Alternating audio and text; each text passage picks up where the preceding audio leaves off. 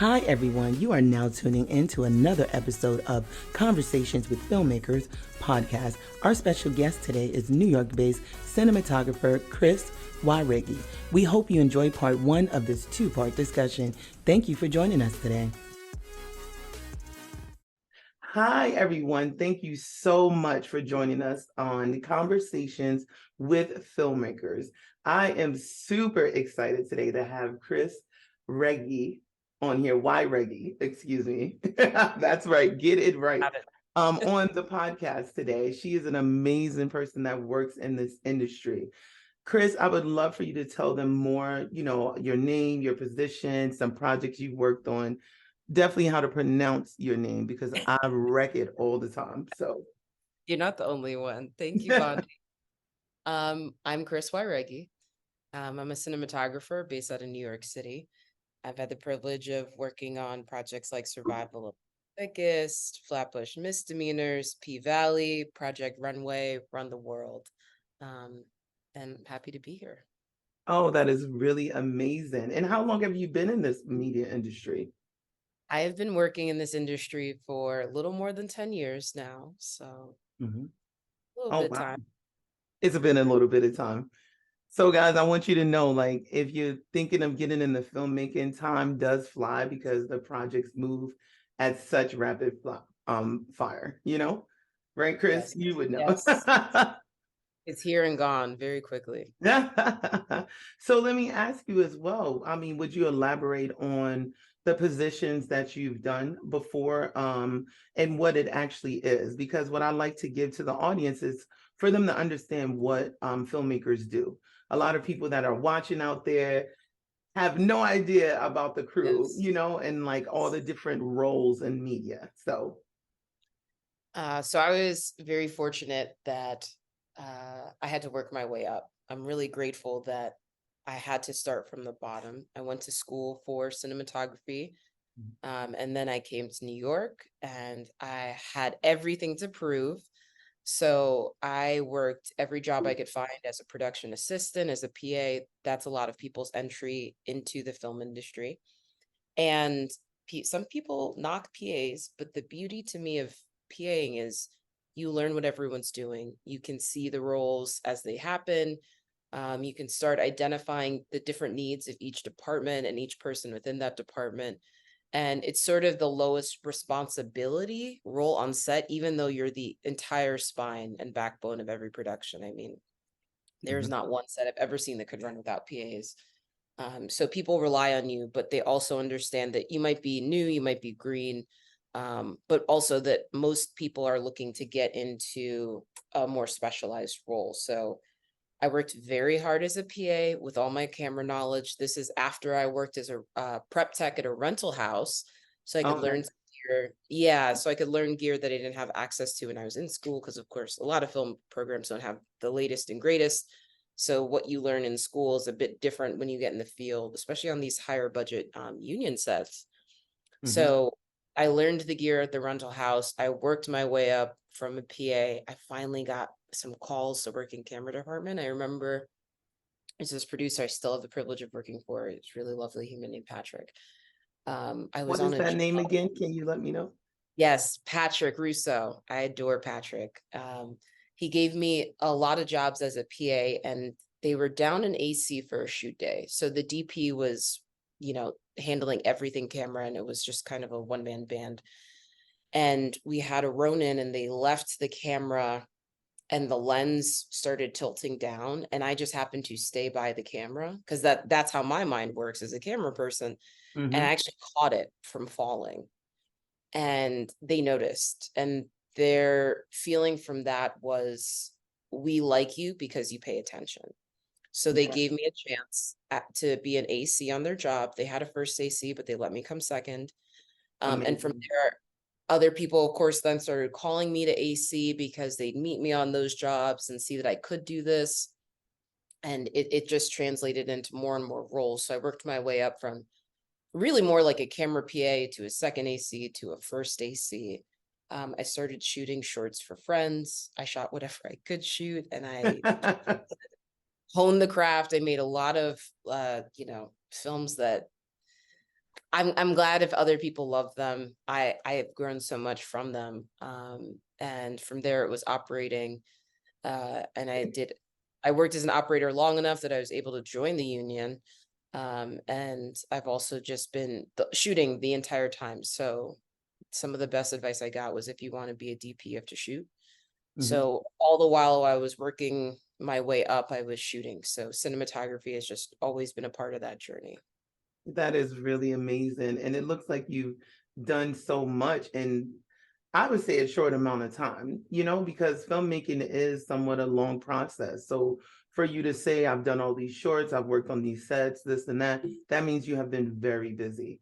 So this Mr. Russo and everything, Yes. saying, um, let them know about that camera process as well, because a lot of people don't realize on set, when you're in a department, you're not supposed to be touching anybody else's No, gear at no, all. You don't say, oh, let me go touch this lighting gear. Oh, let me go touch the exactly. camera and all this and that. So that took some bravery on your part at the position that you were with them. I was lucky. So that job with Patrick happened to be a non-union set. So the big Mhm. difference for folks who don't know is, in order to protect union work, union jobs, you cannot do someone else's job. So something that you might think of helpful in one space is really just a no-go in a union space, because maybe then someone feels, oh, I don't need that grip. I don't need that scripty, whatever it might be, because, Chris is doing it. So if you're in a space like that, you are limited in the ways that you can engage with people, right? It's more about having that conversation and making connections. If Yeah. you're in the non-union space, working your way up, my good fortune was sometimes people might not show up, or the crew might be short-staffed. There's a lot of skeleton crews out there where it's an all hands on deck operation. So everyone having eyes, everyone being attentive, people being knowledgeable in more roles than one, like having someone who's also got their mind on a budget, having someone who also has their mind on location moves, on lunch, whatever it is, you become a greater asset to that team, because they need all the help they can get. I So the love job with Patrick at that time was one like that. So I was very fortunate to just be paying attention. I kept my eyes out for opportunities to be closer to my goal. That's been part of my whole career, is how do I get to the next step? So part of that is making sure someone can see me, know the needs of camera, right?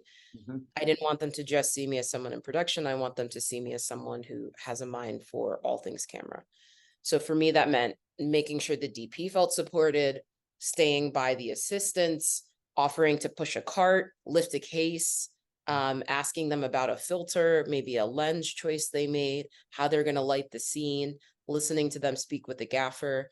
So any moment I could take to make sure someone knew I was interested or engaged in the work, Yes. and also verbalizing that that's where I'm trying to go. That's a thing that took me a second to learn, is if you don't tell people, I mean, they're just not mind readers.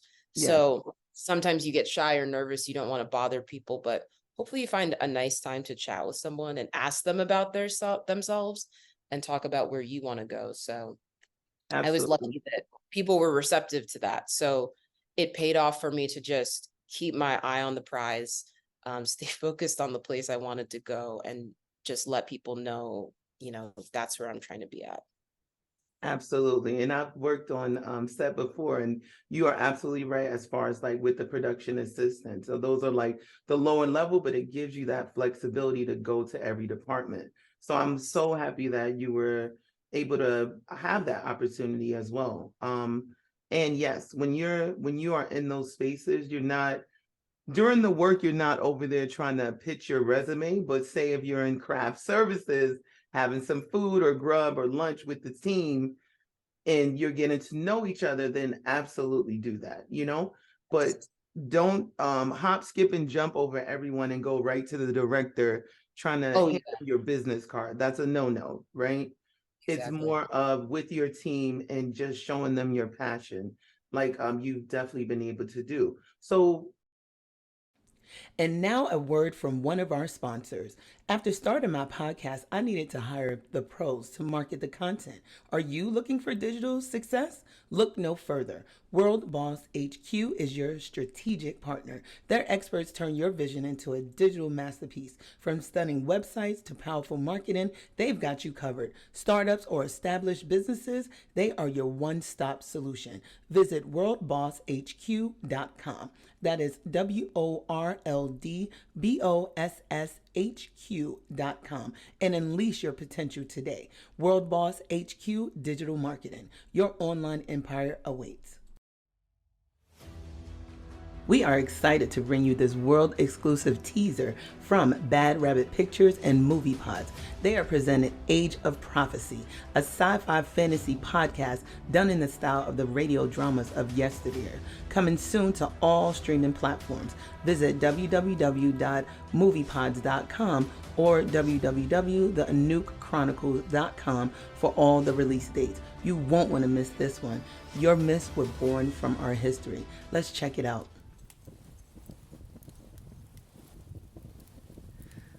Life. A vile, messy sequence of events before we die. All designed for something beyond us. It has to be. Or else, what's the point? You don't know me, but I know you. I am responsible for your triumphs and miseries.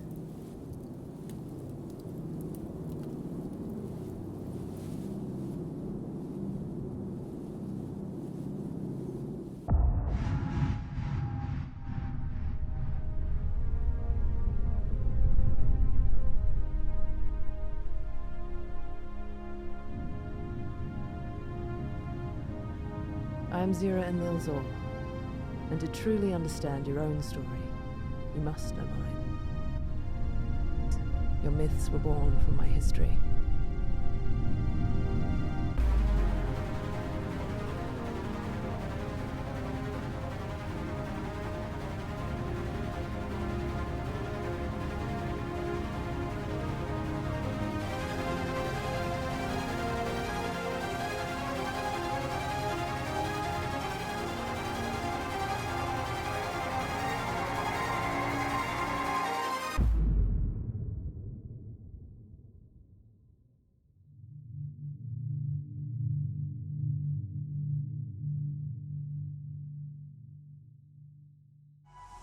Hi there, and welcome back to Conversations with Filmmakers podcast. When did you know it was going to be the camera? You know, I know for me with screenwriting, it came from being in the movie theater, and I said this before to someone, watching, and I'm going to show my age, Jurassic Park, the original one, and they had the surround sound audio. Remember that? What was that with the little robot that came flying in and everything? And that was my first surround sound video and stuff. And I had looked into reading books all the time and everything like that. It literally changed my career path at getting my degree. I was in broadcast journalism. And I went to see that movie and I was like, yep, I want to do this. I want to write things like this. I have ideas like this in my head all the time. This is what I want to do, and I'm going to go learn screenwriting, you know? That's a lot like how I fell into it. Since I was really young, we used to just go to the movies. We used to watch all kinds of movies, foreign language films, independent, nice. all the big budget films. I'll never forget seeing The Matrix in theater. Seeing the first Matrix, it blew me away. It was like, movies have this power, and I was like a big book kid. I was always reading a book. I'm like a big story nerd. I love like a good story. I listen to podcasts, everything. So for me, filmmaking was just such an incredible storytelling avenue. I'd always feel so transported. I'd forget that I'm looking at a screen. I feel like attached to characters. Really good films would just stick with me and change my mind about the world and inform me.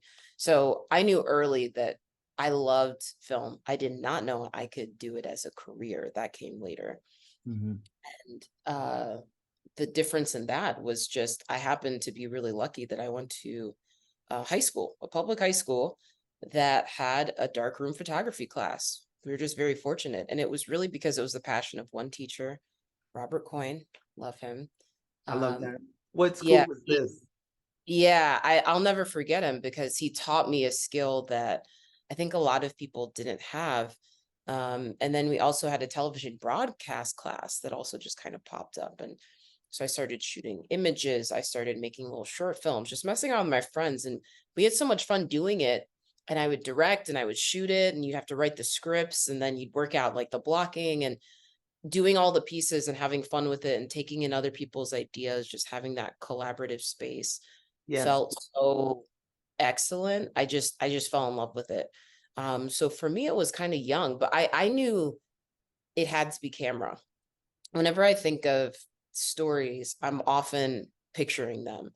Yes. So I definitely have that visual brain. It's one of the reasons I love talking to writers, because they can, I mean, like if I wrote dialogue, it does not feel maybe as organic as someone else who can think through a conversation that way.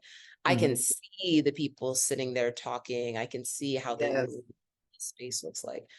So I think it was pretty simple for me, because when I thought about the things that most excited me when I saw films like The Matrix was the cinematography. I was always so blown away by how people told the story visually. And just having that kind of attachment to that let me know that camera was where I needed to be. Which is so excellent. And for those that really want to get into camera, we want to talk about that next on like some of the equipment. But Chris, I would love for you to say the name of the school and the gentleman that had that program there as a shout out. If you can remember the school, I know you're not as old as me, but no, I remember. No. I went to Orange High School in Orange, Ohio, and Robert Coyne, may he rest in peace, was just one of the most impactful teachers I had in my entire life. So forever grateful to him. To the Coyne family, definitely condolences, but there is somebody that is keeping his energy alive out here. Yes. Remembering that was one of the pivotal points that started her on this path that she's been on for at least a decade, right? Yes. So and that's always a great thing where it actually starts at, right? Because there's people out there, they don't realize being a part of a mentoring process, indirect or directly, is something that these kids need, you know? Yes. And I say kids because I'm much older than a lot. So kids could be somebody in their 20s for me. Kids, adults, everybody. Kids, adults, whoever, it's never too late. I would say as a screenwriter, the blessing for me is that I can write up until my mind can think of it, right? So I could be 70s, 80s, 90s, still writing screenplays. And that's what I love about it, because, you know, we have a lot of stories. So thank you, Chris, for that shout out, because I always say, my fellow writer there, writing is like the first real virtual reality, right? Oh, You have to drop. Yes. It's almost like if you are a real writer, you're able to drop into that world and look around 360. yes, exactly. You know? Exactly. Yep.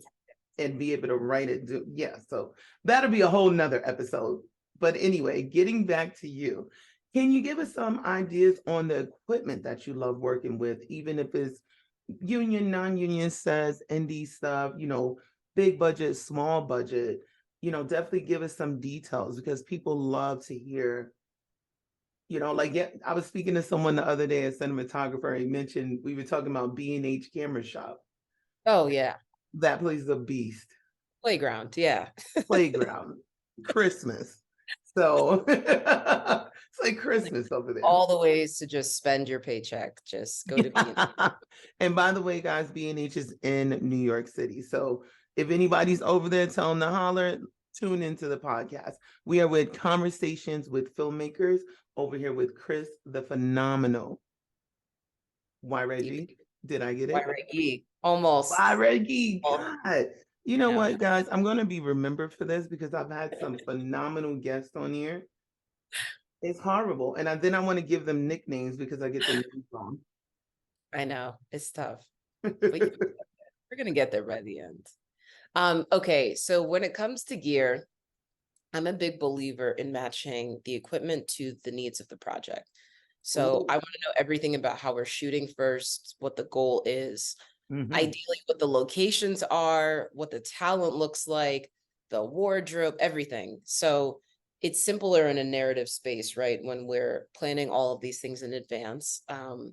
I did a lot of doc work throughout my career where you don't have any answers to those questions. A lot of times you only have a couple, you have rough ideas.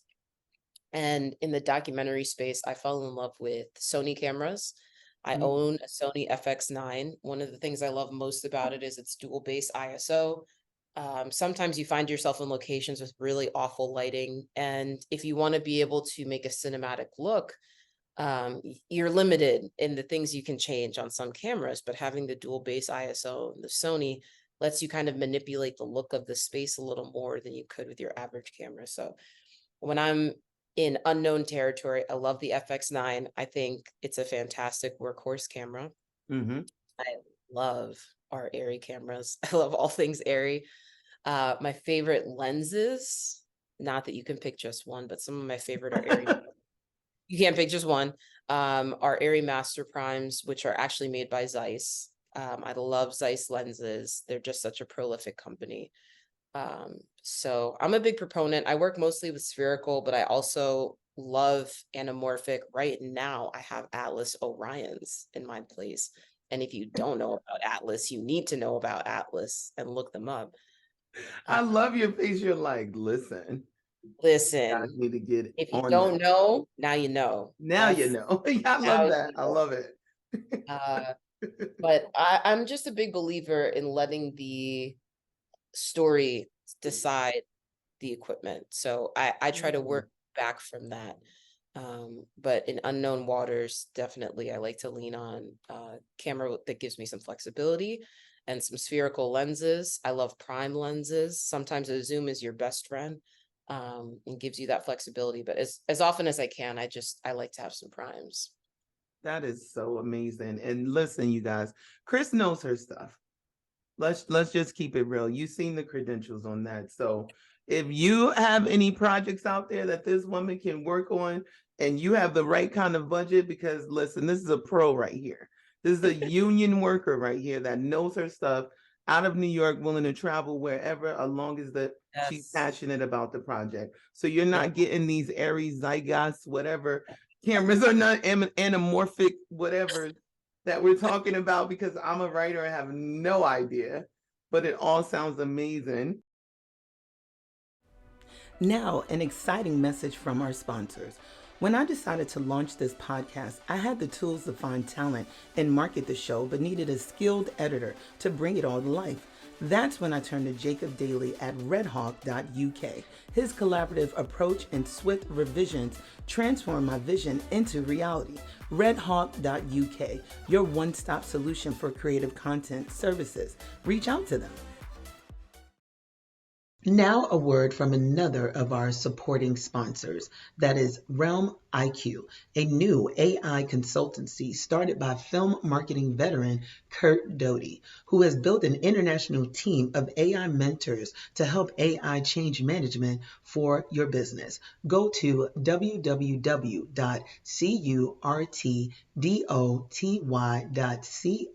www.curtdoty.co/Realm IQ. Smart people for smart adoption, creating smart worlds. Realm IQ. Book your AI workshop today. Adopt or perish.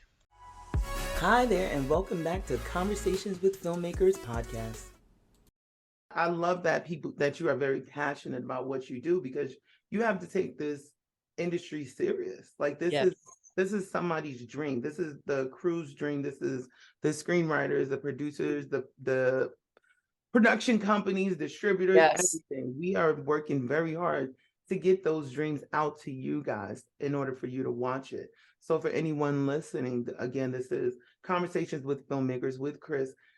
Chris, I want to pivot real quick Tell me. because these people don't know, Mm, and we need to know more about it in a great way. The 600 Black women. Can you yes. break that down on what that is and how you are a phenomenal leader in that space? Yeah. I was thinking about this. We were talking about mentorship earlier.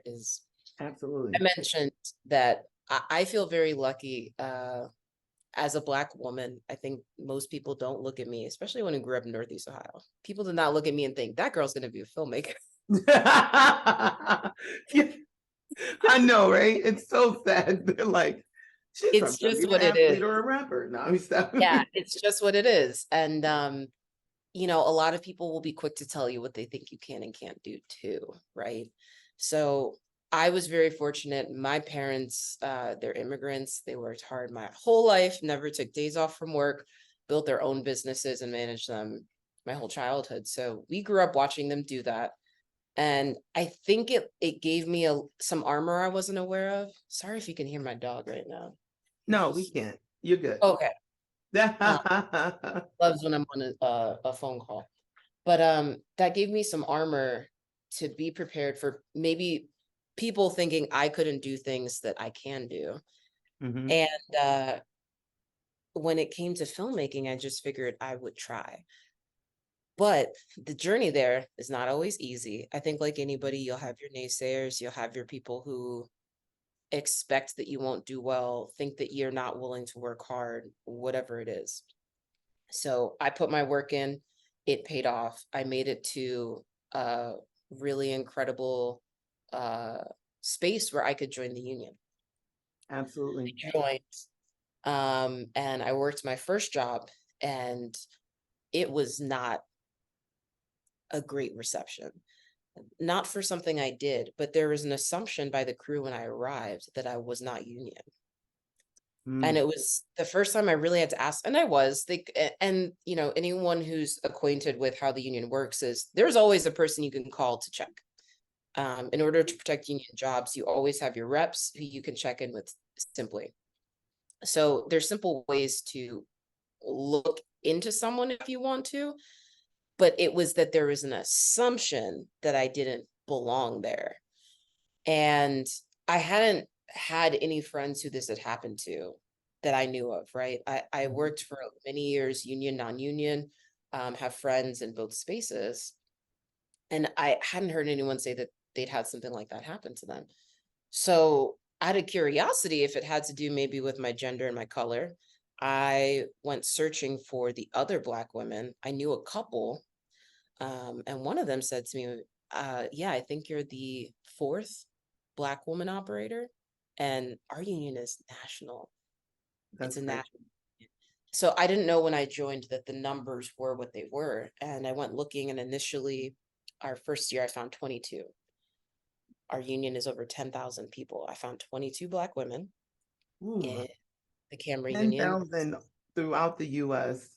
throughout the entire US. So when you think of all of these amazing films and television shows we all have access to, all these larger budget things that thousands and thousands of people work on, and you know, there's dozens of unions that contribute, and many of them aren't even national, but ours is. And so when I went looking and only found 22 other people who look like me, it really gave me some perspective.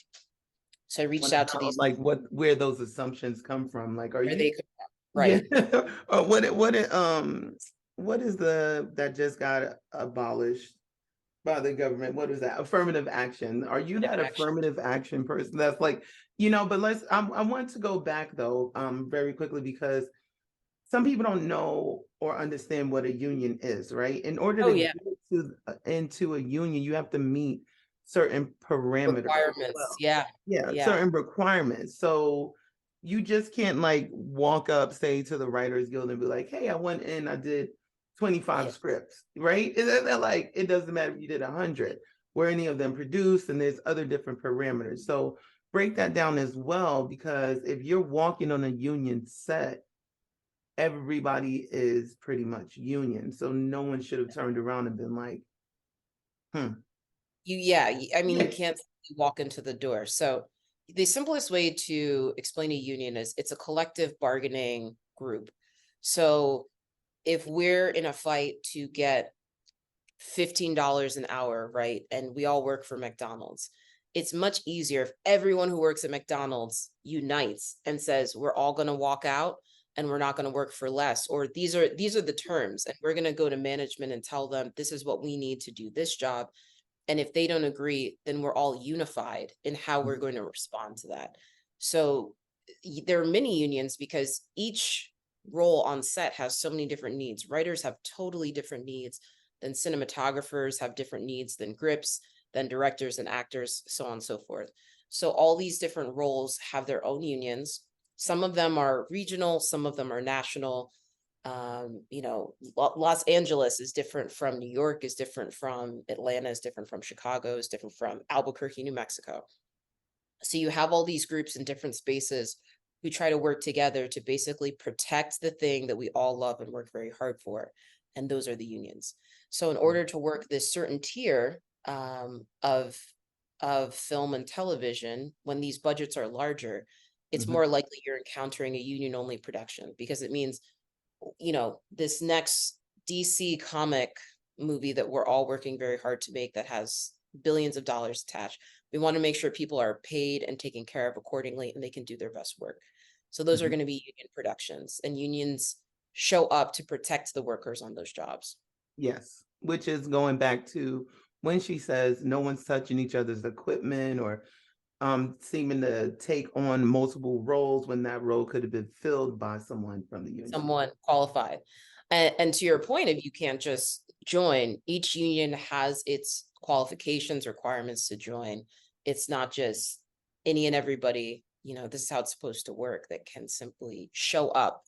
You have to pay your dues, so to speak. Yes. You have to do the work, prove yourself, and hopefully you'll be in a position where you can be part of that world. Absolutely. So to go back to the 600 Black women and the inspiration behind that, because I think it's excellent. It's like, listen, if you are a camera operator, is it DP, cinematographers, all of that stuff, right? Yes. If Yes. you are that, definitely hit up Chris, join this movement for, Black women, definitely uniting, being within the union, but just spotlighting as well, because these Yeah. jobs are very few and far between, it's almost like if you have a city job or something, right? You only got that many bus operators. So on the Yes. East and West Coast, you only have but so many productions going, and that leadership that is like, we need you, right? Yeah. So you've just tuned into an episode of Conversations with Filmmakers podcast. We'd like to thank our guests for joining us and sharing their knowledge. This has been a production of Vonti Pictures, hosted by me, Vonti McCrae, a screenwriter and producer. We'd also like to thank Bad Rabbit Pictures for the animated content and creator of upcoming podcast Age of Prophecy, along with our sponsor, redhawk.uk, with all episodes being edited by Jacob Daly, director, producer, and a man of many talents. Come back next week as this saga continues for the Conversations with Filmmakers podcast.